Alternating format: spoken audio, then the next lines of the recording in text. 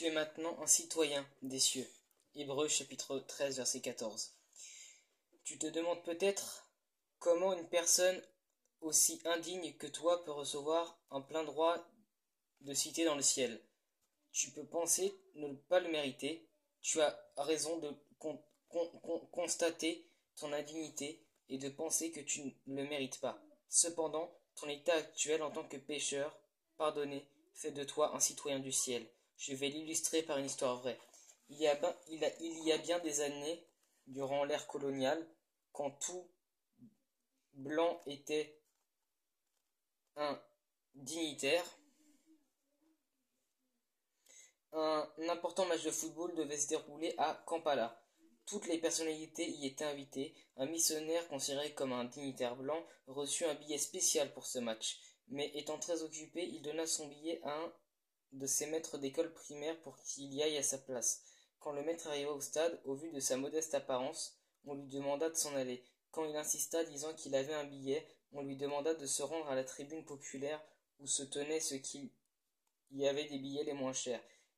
Pendant qu'il se dirigeait vers cette tribune, il rencontra un autre policier qui ne regarda pas ses habits mais son billet, réalisant que c'était un billet spécial. Il lui dit : « Votre place est là-bas sur cette tribune confortable. Votre billet l'indique. » Ainsi cet homme d'apparence modeste se rendit à cette tribune, et quand il présenta son billet au policier de service, on lui demanda de gravir les gradins jusqu'au haut de la tribune, où il se trouva placé à côté du fameux roi de Bouganda et de gouverneur de l'Ouganda, de par lui-même. Il ne méritait rien, mais grâce au billet qu'il reçut sans l'avoir mérité, il put occuper une place du plus grand honneur.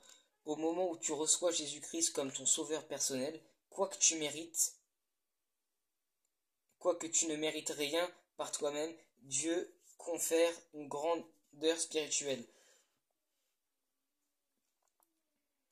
Il te donne gratuitement la citoyenneté céleste, fait de toi son ambassadeur sur terre avec un statut diplomatique particulier, avec des tâches spéciales, et à la mort te donne un billet pour tous les banquets du ciel. Tous ces honneurs sont tiens à cause de ta relation spéciale avec Jésus-Christ. 4. Dis-le aux autres. Jésus disait à ceux qu'il guérissait d'aller chez eux et de rencontrer à d'autres ce que Dieu leur avait fait. Va dans ta maison vers les tiens et raconte-leur ce que le Seigneur t'a fait et comment il a eu pitié de toi. Marc chapitre 5 verset 19 pour la référence. On lui obéissait car dans un cas où il est que l'homme guéri s'en alla et se mit à publier dans la Décapole tout ce que Jésus avait fait pour lui, et tous furent en étonnement. Marc chapitre 5 verset 20. Toi aussi tu as été guéri de la maladie du péché et pardonné par Dieu. Puisque tu es maintenant pardonné, va et raconte-le à d'autres, aux membres de ta famille, à tes amis, à tout le monde. Commence aujourd'hui. Quelques-uns se moqueront de toi, d'autres te persécuteront, mais toi, continue. Après tout, ils ont fait autant à ton Sauveur, et ce qu'ils ont fait au Maître, ils le feront aux serviteurs. Qu'ils constatent par ta manière de parler et d'agir que ce que tu dis est vrai. 5. Prie chaque jour. Parce que tu es maintenant pardonné, parce que tu es devenu un enfant de Dieu, tu peux parler directement à Dieu.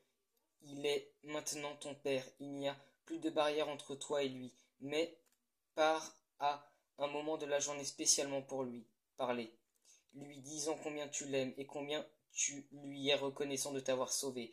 Demande-lui tout ce dont tu as besoin et fais-lui connaître les besoins de ta famille, de tes amis et de tes ennemis. Sois très libre avec lui et dis-lui tout ce qui importe. Et dis-lui tout et n'importe quoi. Il dit : en vérité, je vous le dis, ce que vous demanderez au Père, il vous le donnera en mon nom. Jean chapitre 16 verset 23 pour la référence. Parfois, garde simplement silence devant lui et il parlera à ton cœur. Tu peux aussi lui parler n'importe où et n'importe quand, dans le bus, au champ, au lit, le matin, à midi, à minuit. Il se fatiguera jamais de t'écouter. Il aime quand tu lui parles, cela lui plaît. 6. Lis la Bible chaque jour. La Bible, c'est la parole que Dieu t'adresse. Parce que tu es pardonné, il lit-la dans un esprit de prière chaque jour, mais également un temps à part pour cela, peut-être juste avant ou juste après ton moment spécial de prière. Commence par l'évangile selon saint Jean et lis-le du début à la fin. Avance aussi vite que possible et lis le Nouveau Testament 2 fois dans les 6 mois qui suivent. Prends un carnet de notes et que Dieu te dit et les versets bibliques que tu as appris par cœur. La Bible te gardera de péché, mais le péché, de son côté, voudra t'empêcher de lire la Bible. Ne cède pas à Satan, mais résiste-lui, et il fuira loin de toi. Jacques chapitre 4, versets 7 et 8. Petit 8. Enfin, persévère avec le Seigneur à n'importe quel prix. Même si tu es persécuté, n'abandonne pas. Souviens-toi qu'il vous avez été fait, vous a été fait la grâce par rapport à Christ et non de croire en lui, mais encore de lui, mais encore de souffrir pour lui. Philippiens chapitre 1 verset 29. Cette souffrance sera récompensée. Jésus prépare pour toi une merveilleuse place dans les cieux et comme récompense pour ta fidélité, tu seras assis avec lui sur le trône. Question. Bon, pareil, je vous laisse faire les questions ici. Laisse mettre pause. Voilà.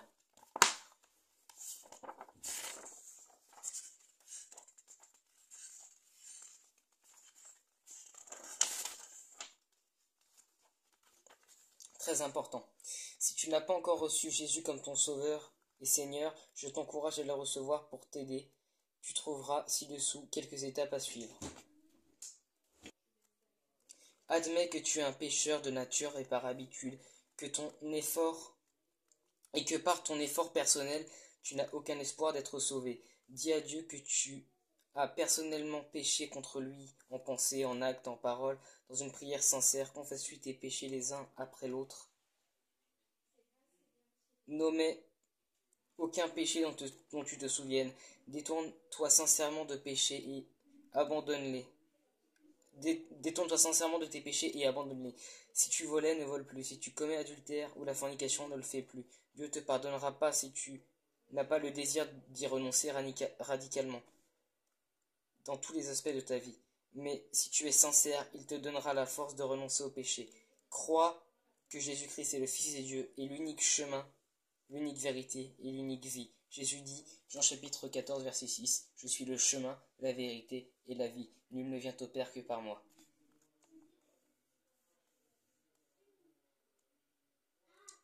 La Bible dit, car il y a un seul Dieu et aussi un seul médiateur entre Dieu et les hommes, c'est Jésus-Christ, homme, qui s'est donné lui-même en rançon pour tous. 1 Timothée chapitre 2, versets 5 et 6. Il n'y a de salut en aucun autre, car il n'y a sous le ciel aucun autre nom qui ait été donné parmi les hommes par lequel nous devions être sauvés. Acte chapitre 4, verset 12. À tous ceux qui l'ont reçu, à ceux qui croient en son nom, elle a donné le pouvoir de devenir enfants de Dieu. Jean chapitre 1 verset 12. Mais considère le prix à payer pour le suivre. Jésus a dit que tous ceux qui veulent le suivre doivent renoncer à eux-mêmes. Cela implique la renonciation aux intérêts égoïstes, qu'ils soient financiers, sociaux ou autres. Il veut aussi que ses disciples prennent leur croix et le suivent. Tu es prêt à abandonner chaque jour tes intérêts personnels pour ceux de Christ? Es-tu prêt à te laisser conduire dans une nouvelle direction par lui? Es-tu disposé à souffrir et même mourir pour lui si c'était nécessaire? Jésus n'aura rien à faire avec des gens qui s'engagent à moitié. Il exige un engagement total. Il ne pardonne qu'à ceux qui sont prêts à le suivre à n'importe quel prix et ce sont eux qui les reçoivent. Réfléchis-y et considère que cela te coûte de le suivre. Si tu es décidé à le suivre à tout prix, alors il y a quelque chose que tu dois faire. Invite Jésus à entrer dans ton cœur et dans ta vie. Il dit, « Voici, je me tiens à la porte et je frappe. Si quelqu'un entend ma voix et ouvre la porte de son cœur et de sa vie, j'entrerai chez lui, je souperai avec lui et lui avec moi. » Apocalypse chapitre 3 verset 20 pour la référence. Ne voudrais-tu pas faire une prière comme la suivante ou une prière personnelle selon l'inspiration du Saint-Esprit? La prière suivante est: Seigneur Jésus, je suis un pécheur, misérable et perdu. J'ai péché en pensée, en parole et en acte. Pardonne-moi tous mes péchés et purifie-moi. Reçois-moi, ô Sauveur, et fais de moi un enfant de Dieu. Viens dans mon cœur et donne-moi la vie éternelle. Maintenant même, je te suivrai à n'importe quel prix, comptant sur ton Saint-Esprit pour me donner toute la force dont j'ai besoin. Si tu as fait cette prière sincèrement, Jésus t'a exaucé, t'a justifié devant Dieu et a fait de toi à l'instant même un enfant de Dieu. S'il te plaît, écris-moi afin que je puisse prier pour toi et dans ta nouvelle marche avec Jésus. Bon, là, il y a des coordonnées de l'écrivain. Et même si vous avez des questions ou quoi, moi, sur mon TikTok, vous avez vu, je fais d'autres vidéos. Alors, si vous voulez, même en message privé, dites-moi des demandes de prière et je prierai pour vous.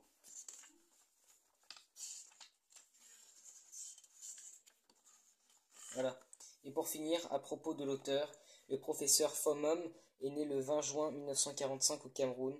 Il est né du Saint-Esprit le 13 juin 1956, a été enlevé au ciel le 14 mars 2009 au Cameroun. Il était détenteur du doctorat d'État PhD en chimie organique de l'université de Makerere à Kampala, en Ouganda, ainsi que du DCS-SC,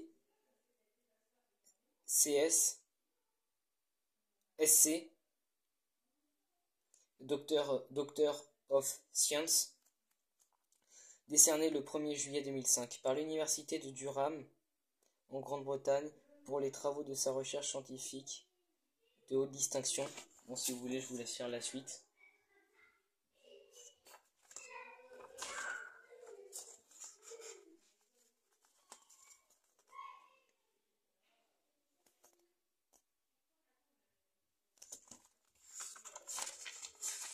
Là, c'est vraiment les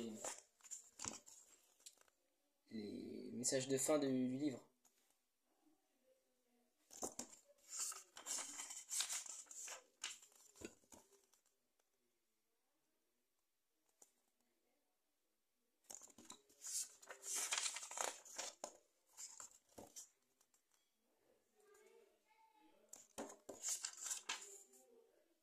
Et si jamais vous voulez contacter.